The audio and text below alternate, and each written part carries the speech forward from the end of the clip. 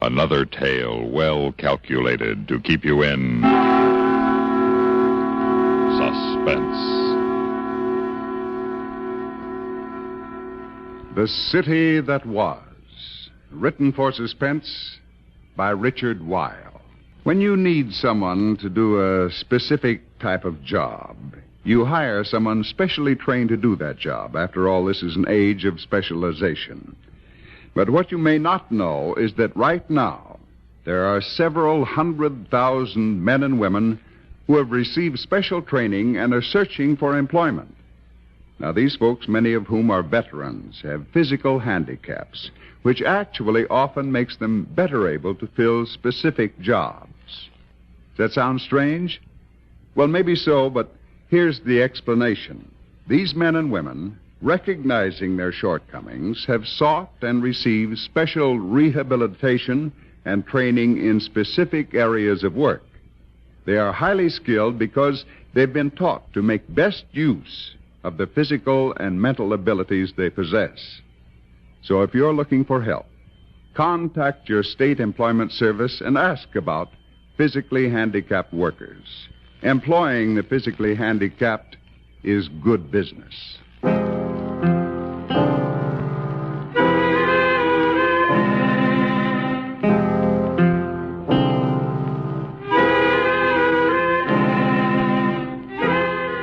It is now 50 years since the first motion picture was made, amidst the orange groves of a sleepy little California village called Hollywood, and a latter-day gold rush began.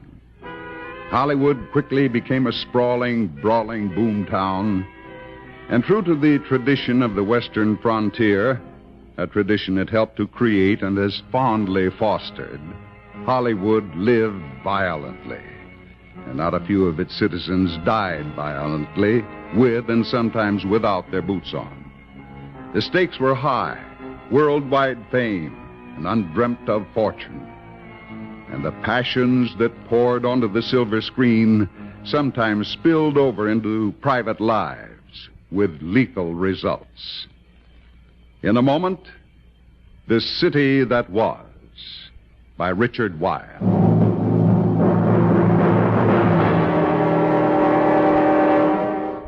This Halloween, when your doorbell rings, give those little trick-or-treaters a treat they'll never forget. Snap their picture and give them a print. But before next Monday night rolls around, get several packs of Sylvania Blue Dot Flash Bulbs, the world's largest-selling brand.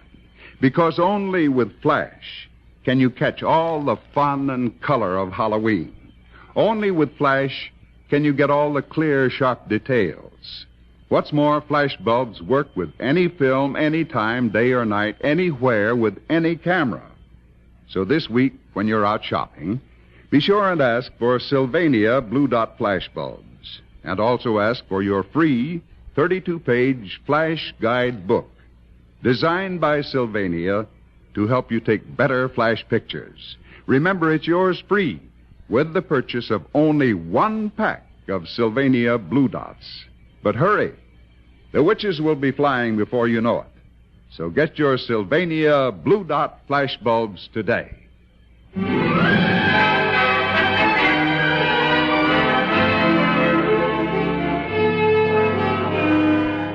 Hollywood of 35 years ago. There was a town for you. It flamed with color. It bubbled with intrigue. And it frequently simmered with sin. Gods and goddesses strolled the boulevard in those days and rode to the studio in their $20,000 custom-built Rolls Royces.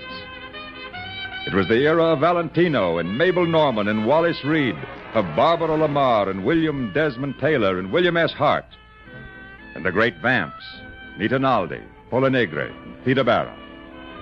It was the era, too, of Anthony Kendall, matinee idol turned movie king, and his leading lady, Rena Chalfante, who used to be called the golden flame of the silver screen. You must remember them. And how they were tied up with the Corsica killing? All the facts of that quo celebre were not told at the time, but they can be told now. And this is what really happened that rainy night in November, 35 years ago. Tony and Rena had finished a long day's shooting. It was nearly 7 o'clock when Tony tooled his big white Cunningham roadster into the driveway of his Whitley Heights estate. He stopped the car under the arch of the entrance gate and was reaching for the electric control button when a masked figure with a gun stepped out from the darkness. All right. Hold it right there. What is this? It's the end of the line for you, big shot. Oh, no. Oh, yeah. Here's where your boyfriend gets what's coming to him. Tony, it's Bart Malloy. Oh, that wasn't very smart to recognize me, Rena. Now you go with him. All right, Bart. Cut the melodrama. You're drunk. Now go on home and sleep it off. We'll see you at the studio tomorrow. There isn't going to be any tomorrow for you two. Because I'm going Look out, Bart, behind you! Let go of that gun, Bart. Let go. Oh, you don't? I said I'd kill Go, you. I say. That's better. Now, I'll just unload it so nobody can get hurt. Here. You can have it back now. Now go on home and get some shut-eye. I'll see you in the morning. So you can fire me in front of the whole crew? How did you know we were going to... Not we, you. I heard all about it an hour ago. Alec Benson didn't want to let me out. You're the one who cut my throat. So you might as well call the cops and do the complete job on me. I have no intention of calling the cops. Why not? That would make your day perfect. Now, look, Bart. Suppose we forget all about this, All three of us. Right, Rena? Of course. Gee, that's big of you. Both of you. Maybe someday I can pay you back. Now go on home, Bart. You need sleep. Sure, that's all I need. Just a little sleep. And thanks, Tony. Thanks for everything. Tony, Yes, darling. would you mind driving me straight on home? Well, what about dinner? Oh, I don't feel much like eating now. I just want to go home. All right.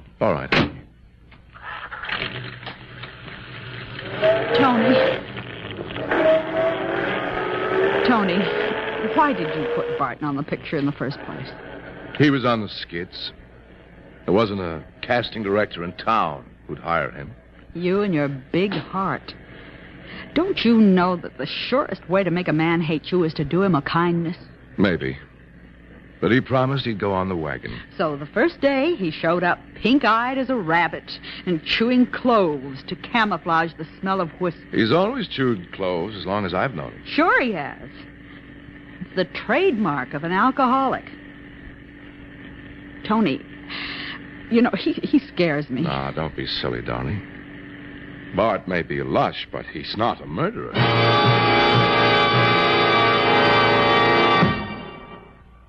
In just a moment, we will return for the second act of Suspense.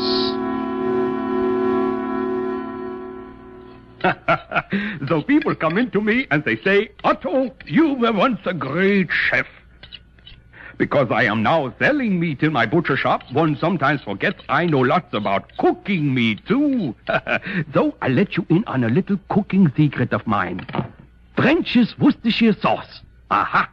Only French's Worcestershire has in it a collection of spices we Germans know accentuates the good flavor of meat. French's also has soy, anchovies, tamarinds. Ach, I could go on and on. What these ingredients do to everyday food. Mouth-watering. May I suggest you try this with pot roast?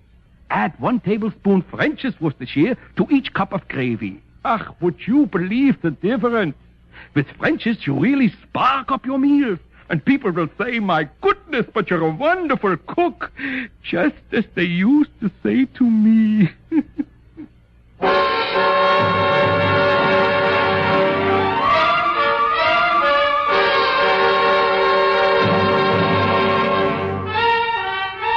Of course Bart Malloy didn't take Tony's advice and go home. The evening was still young, and in his misery he needed company. So he headed for Henry's on Hollywood Boulevard. Everybody went to Henry's in those days. It was packed every night with actors, directors, writers, producers, come to see and be seen, and to partake of Henry's wonderful turkey sandwiches. his fabulous German pancakes, and his fragrant coffee.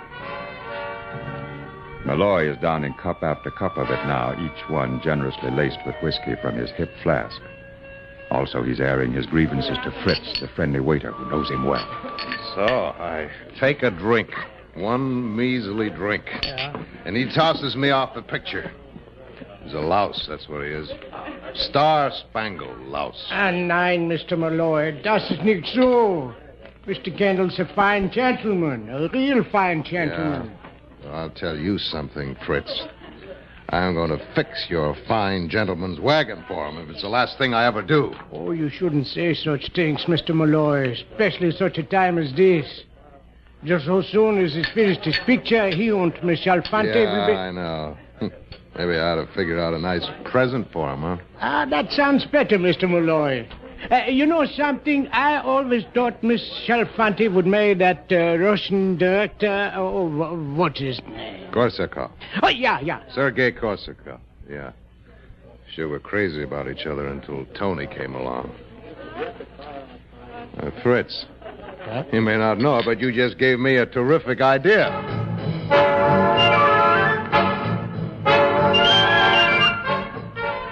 Mark Malloy lost no time in putting his terrific idea into action. First, he telephoned the director, Sergei Korsakov, and made a date to drop by his apartment later that evening. Then he called Rainer Chalfonte and employed his not inconsiderable talent as a mimic.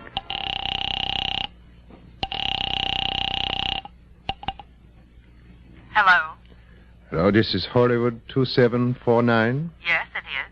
May I speak, please, with Miss Chalfonte? I'm Dr. von Kesselring, Dr. Friedrich von Kesselring. This is Miss Chalfonte, Doctor. I am Mr. Korsakov's physician, Miss Chalfonte. I have, I regret to say, some unhappy news for you. Well, is something the matter with Sergei? He has suffered a coronary occlusion. Oh, no.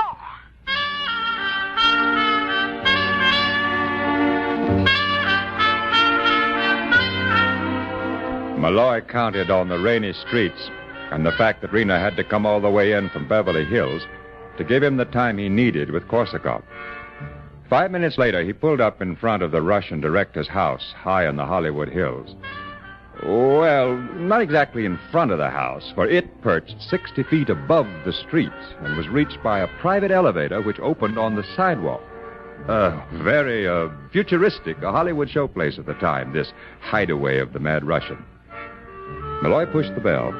The elevator door clicked open. And a moment later, he stepped out of the cage into Sergei Korsakov's living room. Hello, Sergei. How are you, my friend? It's good to see you. Good to see you. Is this a lousy night? For me, it's perfect. I sit before the fire and I try to solve chess problems. You will have some tea? Over there is some water. Tea? Also brandy, whiskey, vodka. Choose it for yourself.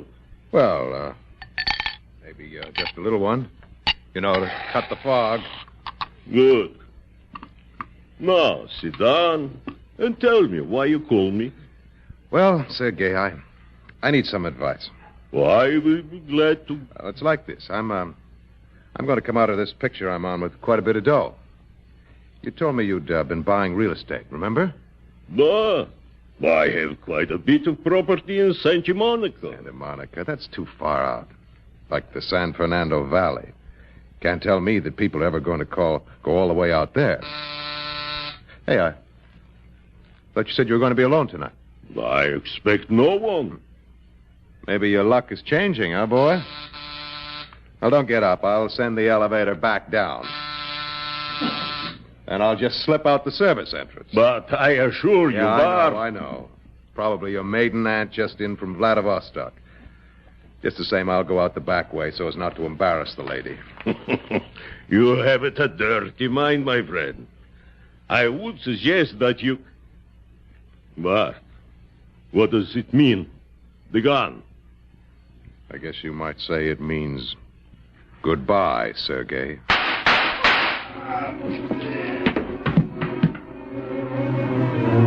Malloy moved fast now. He wiped his fingerprints from the smoking gun and from the whiskey glass. Then he dropped the gun to the floor and headed for the service entrance.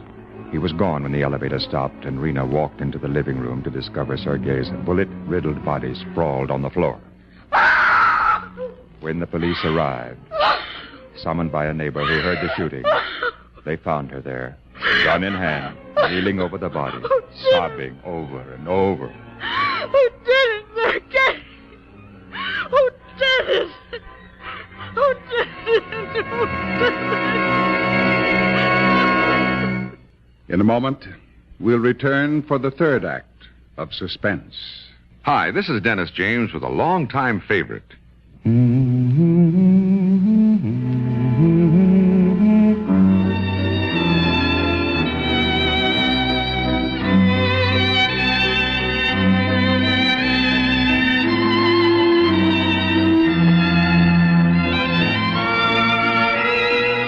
Yes, the longtime favorites are usually the best, aren't they? And one favorite folks have relied on over the years is Kellogg's All Brand. Since 1919, America's favorite natural laxative cereal. Kellogg's All Brand is the safe, gentle way to overcome irregularity caused by lack of bulk in your diet. It tastes good, too, and it never gets mushy in milk. There's only one All Brand, Kellogg's All Brand. So relieve constipation the way millions do with Kellogg's All Brand. ALL-BRAN.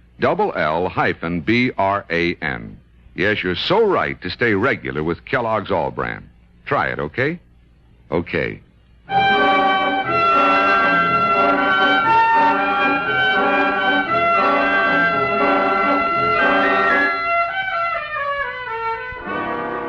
They allowed Rena Chalfanti one phone call. Naturally, she called Tony Kendall. But there wasn't much he or his attorney could do for her, since there's no bail on a murder charge. So Tony went to the scene of the crime, and there he found that an old friend of his was in charge of the investigation, Sergeant Kay of Homicide. I'm sorry, Tony, but it just don't look good for your girlfriend. But Rena is no killer. That's not for me to say. I can only go by the evidence I find, and, well, it all points to her. But where's the motive? Rena had no motive. She might have. What do you mean? Well, this is just a theory, of course. All right. Let's have it. You may not like it, Tony. I told you. Go ahead. Well, she and Korsakoff were, they were pretty good friends before you came along, right? Yeah. So maybe he's still in love with her. Maybe he doesn't want her to marry you. Maybe he threatens to do something to stop the wedding. I see. And maybe she shoots him. Right. Wrong. Marty, Rena is not a killer. Maybe, but it looks like she did it. You've been all over the place, I suppose. Stem to stern. And everything's strictly copacetic, except for a whiskey glass with no fingerprints on it. A what? This one right here, see? Somebody had a shot of bourbon out of it, and then wiped off the prints. Oh, wait a minute. Sergei didn't drink. He didn't?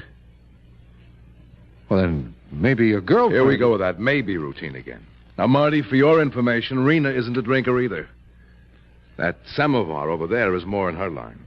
Oh, so that's what you call that thing. What's it for? For making tea. Russian style. What's all this stuff in these little saucers? Oh, lemon peel, cinnamon, rose petals, cloves. They put it in the tea. All at once? No. One at a time. Oh. Well, then Korsakoff must have been a clove boy. We found a lot of them on the floor. Cloves, hmm?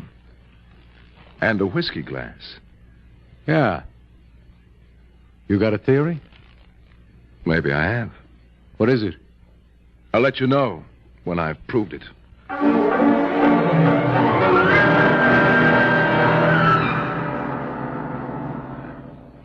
In just a moment, we will return for the concluding act of Suspense. You know, there are millions of motorists in this country. Most of them are careful, law-abiding drivers who are smart enough to know that it pays to be careful, but it takes only one careless act to cause a serious accident. So don't break the law of the road or the law of averages. Drive carefully all the time. First of all, don't speed. More highway deaths are caused by excess speed than by anything else. Second, drive with your head as well as with your hands and feet. Use sound judgment in your driving and develop good driving habits. And finally, be courteous. Don't be afraid to give the other fellow a break. You'll both live longer. And here are a few pointers for safer driving. Pass the car ahead only when you're absolutely sure it's safe. Don't take chances. Always allow plenty of space between your car and the car ahead. At least one car length for every 10 miles per hour you're traveling. And at night, dim your bright lights when approaching another car. Now, by following these safety rules, you can help cut down on accidents.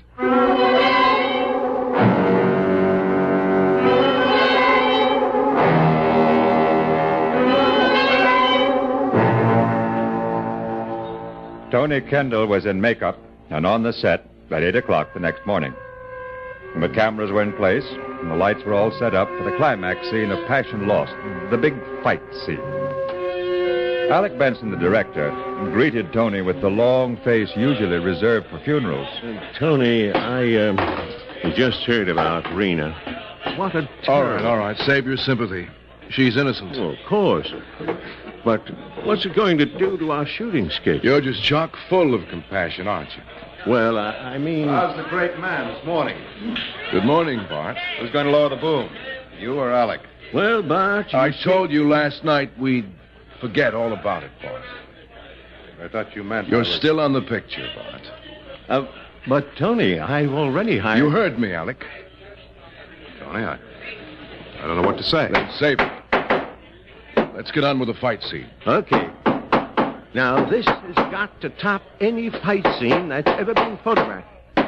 Sam! I can't hear myself think! All right, you guys, hold them hammers! Now, we've got to make this brawl in the spoilers look like a chorus boys' picnic. Now, I want... Look where you're going, knucklehead! Don't trip over those cables! Will you please knock it off, Sam? You make more noise than the hammers. Sorry, Mr. Benson. Now, let's get the suspense of the fight in Tolerable David, the brutality of Noah Beery and the Sea-Wolf, the cruelty of... Look, Alec, why don't you let Bart and me sort of work it out by ourselves first, Then we'll tell you how we see it, and if it's okay with you, we'll try a take. Well, all right. Just call me when you're ready. Fine. Come on, Bart. Let's block out the action. We begin here on the balcony when I find you coming out of Helena's room. Yeah. Now, you go for your gun, but before you can get it out from under... Tony. Yes. I want to thank you for keeping me on the picture. It's all right, Bart. Now, as I was saying, when you... I want you to know how sorry I am about Rena. Are you really? Are you really sorry? I sure am. Rena's one of the greatest... Then you'll be happy to know that she did not kill Korsakov. No? Then, who did? Why, you did, Malloy. You killed him. What? You must be out of your mind. What would I want You killed him. And then you framed Rena. You did it for revenge. To get back at me. You're talking like a maniac. What about the clothes that dropped out of your pocket onto the... Korsakov had clothes, too. They were by the samovar. That does it. You were there, Malloy, weren't you? And you killed him. Try and prove it. I won't have to prove it. You're going to admit it. I am, huh? That's right. I am going to beat the truth out of you right now. Keep away from me, Kendall. Keep away! I'm going to fix that. I'm pretty face of yours. Hey, Mr. Benson, look! We're on the set! Oh, for the love of... Wait a minute, Tony. Hold it, boys, until we can... Hey, hold it, Mr. Benson. Oh, wow! What a wallop. Sure looked real, didn't it? Well, what are you standing there for? Let's get it on film. Lights! Larry, Paul, stop cranking those cameras. All right, you guys. You heard Mr. Benson. Lights! Camera! That's fine, Paul. Slam his head against that pillar. Good. Now, bring one up, Tony. Bring it up from your heels. That's the idea. A real haymaker. You did it, didn't you, Malloy? You killed him. Get your hands off my throat. Can't breathe. Now, tell me the truth, Malloy. Give it to me straight, or I will kill you right here and now. Go a little easy on that strangle, Tony. The censors in Iowa may squawk about it. Come on, Malloy. This is your last chance. Yes, I did it. All right. Cut. Save those legs! Now, look, I realize I'm only the director around here. But even so, would you mind letting me in on... Tell him, Malloy. Tell him, or I'll... I killed Korsakov. All right. Call Marty Kay, will you? Tell him we've got his killer for him. You better have a couple of the boys keep an eye on Malloy until he gets here. What are you going to do? Me? I'm going over and get my girl out of the jailhouse.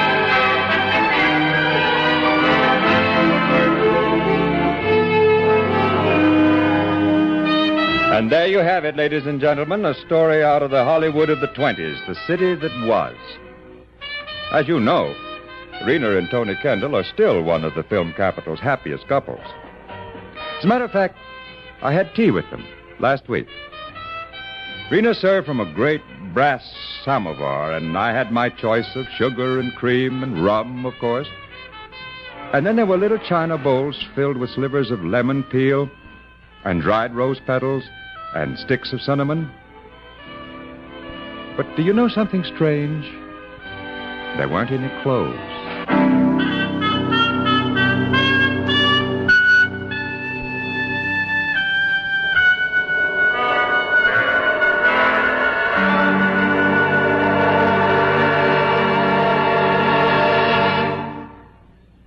Suspense.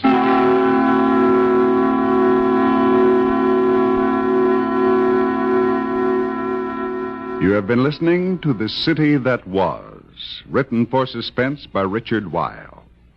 In a moment, the names of our players and a word about next week's story of Suspense. Americans want peace and world friendship. And one of the most effective ways to achieve this ideal is to form personal, international friendships. To people all over the world, the United States is a land of wonder. They want to know more about us, how we live, what our homes and schools are like, what we do in our leisure time. Well, these people are anxious to correspond with you to become international pen friends. You can enrich your life and make a new friend for yourself and your country by striking up a correspondence with someone overseas. So, if you're between 16 and 60, drop a note giving your name, address, age, and a few facts about yourself to Letters Abroad, 45 East 65th Street, New York, 21, New York. Enclose a self-addressed stamped envelope, and that address again is Letters Abroad, 45 East 65th Street, New York, 21, New York.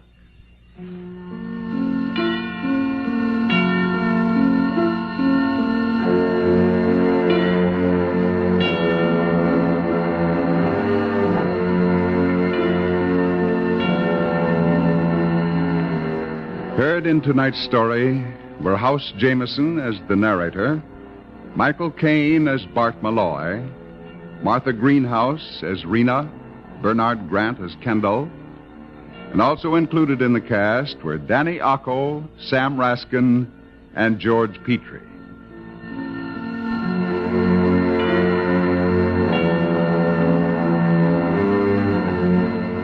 Listen again next week when we return with The Green Lorelei by George Bamber. Another tale well calculated to keep you in Suspense. WROW, Albany, New York.